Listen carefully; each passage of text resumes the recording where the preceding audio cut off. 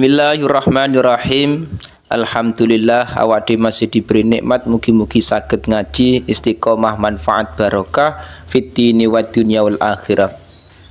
Bismillahirrahmanirrahim. Qauluhu wa yajuzu ayyashtaritu alaihim adiyafah. Ki masih membahas masalah jizyah atau pajak kemarin untuk pembahasan dalam kitab takrib ini. Wa yajuzu lan menang apa ayyashtarito, apa yen to nyaratake sapa imam nyarato alaihim ing atase kafir iki mau. Dadi alaihim ing atase kafir-kafir kufar iki mau pira-pira kafir adiyafata ing suguhan. Fadlan kelawan luwe ala miqdaril jizyati ing atase kira-kirane jizyah. Jadi dalam pembahasan jizyah kemarin adalah pajak yang dibebankan kepada orang-orang kafir. Jadi orang-orang kafir kalau dia ingin berada di negara Islam, maka dia membayar pajak atau jizyah. Nah, pajak sendiri yang ada dalam jizyah itu beda dengan pajak di Indonesia. Kalau di Indonesia itu bukan jizyah, jadi pajak untuk negara. Kita punya mobil, kita punya motor, kita punya tanah, itu seluruh warga Indonesia baik Islam maupun non-Islam tetap bayar pajak. Tapi ini bukan, ini jizyah itu beda, hanya dibebankan kepada orang-orang kafir. Nah, ketika dia itu sudah membayar jizyah atau pajak, nah nanti juga dilihat dulu apakah dia statusnya adalah orang yang fakir atau orang yang sedengan, tengah-tengah, atau orang yang kaya. Lah nanti bayarnya jizyah itu beda-beda.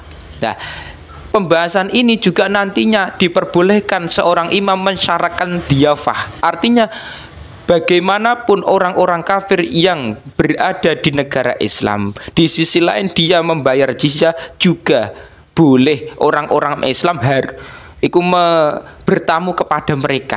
Jadi tidak boleh orang-orang kafir yang sudah membayar jizyah atau pajak ini melarang orang-orang Islam untuk bertamu ke rumahnya, nggak boleh. Jadi harus diperbolehkan orang Islam bertamu kepada mereka-mereka. Jadi hukumnya sama, artinya kita bertamu kepada mereka yo tetap di situ harus memperbolehkan orang-orang kafir itu mau. Yaitu imam mensyaratkan demikian, nggak masalah. Wa yatadammanu lan mengku apa akdul jizyati apa akad jizyah, mengku arba'ata asya ing papat pira-pira perkara. Jadi nantinya ketika sudah ada kesepakatan akad jizyah, nanti ada 4 perkara ini yang penting. Yang pertama ayu adu, rupane yen to bayar sapa kufar al jizyata ing jizyah.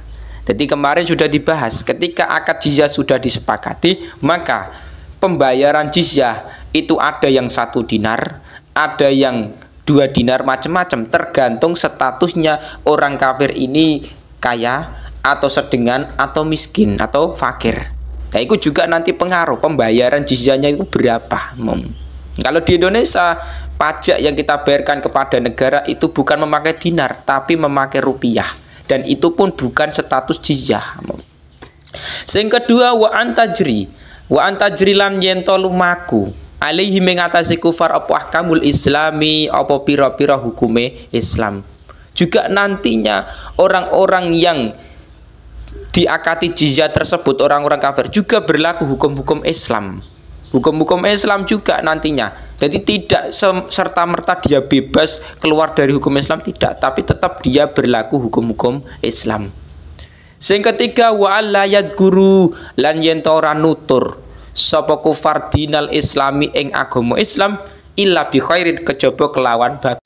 Jadi orang-orang kafir yang nantinya sudah diakati jizyah itu tidak boleh menyebutkan, tidak boleh membahas tentang Islam, agama Islam, kecuali perkara yang bagus. Kalau dia mengucapkan, dia mengatakan agama Islam, menyebutkan sesuatu kebaikan dalam agama Islam, silakan. Tapi kalau dia menjelek-jelekkan agama Islam, lah maka itu tidak diperbolehkan. Karena dia statusnya sudah diakati jizyah, dia diperbolehkan berada di negara Islam, tapi tidak boleh menjelek-jelekan atau menyebutkan kejelekan agama Islam, nggak boleh. Jadi misalkan dia membahas Islam, agama Islam, ya kudune bi khairin, kebagusan-kebagusan, kebaikan yang ada pada Islam silakan dibahas, silakan disebutkan gimana, nggak masalah. Tapi kalau menjelekkan Islam, ya itu tidak diperbolehkan.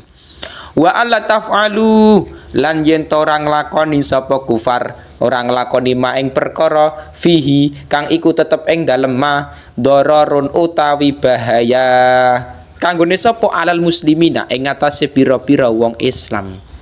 Orang-orang kafir yang sudah melakukan akad jizyah kepada kita, maka tidak diperbolehkan melakukan sesuatu perkara yang mengandung doror, mengandung bahaya kepada orang-orang Islam. Contohnya apa? Membunuh misalkan. Jadi orang-orang kafir membunuh menggunakan tembak itu tidak diperbolehkan. Wong dia sudah diberi kesempatan berada di negara Islam kok malah membuat rusuh, membuat doror, membuat bahaya kepada orang Islam, lah itu tidak diperbolehkan. Nah, alhamdulillah kita di negara Indonesia, di sisi lain kita itu hidup damai dengan orang-orang non-Islam. Jadi kita berada di Indonesia, ada agama Hindu, Buddha, ilakhirihi, itu hidup tentram, hidup enak, hidup damai dengan mereka-mereka. Meskipun toh kita tidak menangi, tidak menemukan yang namanya jizyah, tapi kita di Indonesia hidup rukun iku alhamdulillah. Wa yu'rafuna lan den ngaweruhi sapa kufar, den ngaweruh bilubsil giyari kelawan nganggo giyar. Jadi giyar itu suatu pakaian yang di situ ada warnane. Jadi warnane itu nantinya akan melambangkan dia itu agamanya apa. Nah, itu yang membedakan. Jadi tujuannya apa tak kok memakai giyar? Untuk membedakan bahwa dia adalah orang-orang non-Islam, orang-orang yang bukan Islam berada atau hidup di negara kita, negara Islam. Misalkan seperti itu. Nah, tapi kita di Indonesia kan bukan negara Islam. Makanya dalam syarah itu wal ula bil yahudi al asfar. Orang Yahudi yang lebih utama kuning warnane. Wa nasron wa bin nasrani al azraq. Biru, orang-orang Nasrani memakai biru. Wabil majusi al aswad, orang-orang majusi hitam. Wal ahmar dan merah.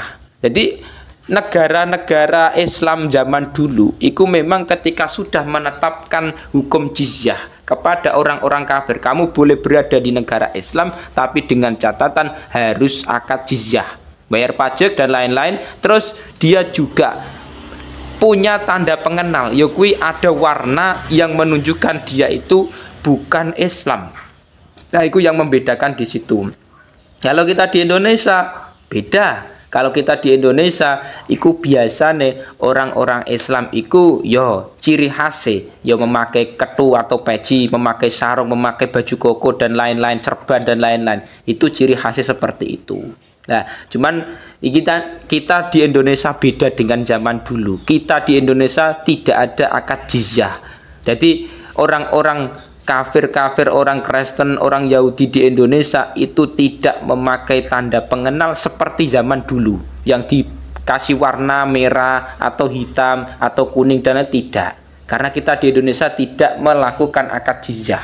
Negara kita bukan negara Islam tapi negara Negara Kesatuan Republik Indonesia, NKRI harga mati. Makanya kita hidup rukun, kita tidak melakukan akad jizyah, tapi kita membayar pajak kepada pemerintah, baik orang Islam maupun non-Islam, itu untuk membangun negara kita, untuk merawat fasilitas-fasilitas umum, mulai jalan raya, rumah sakit, dan lain-lain. Itu juga ada pentingnya juga.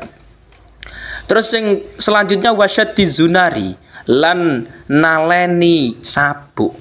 Jadi juga orang-orang non-Islam yang melakukan akad jizyah, dia berada di negara Islam itu untuk membedakan mereka dengan kita. Di sisi lain memakai giyar, juga memakai zunar. Jadi zunar itu sejenis sabuk, diikatkan di badannya, di bawah pusar mau. Iku zunar. Wayamnauna lan den cegah sapa kufar min rukubil khaili sangking nunggang jaran.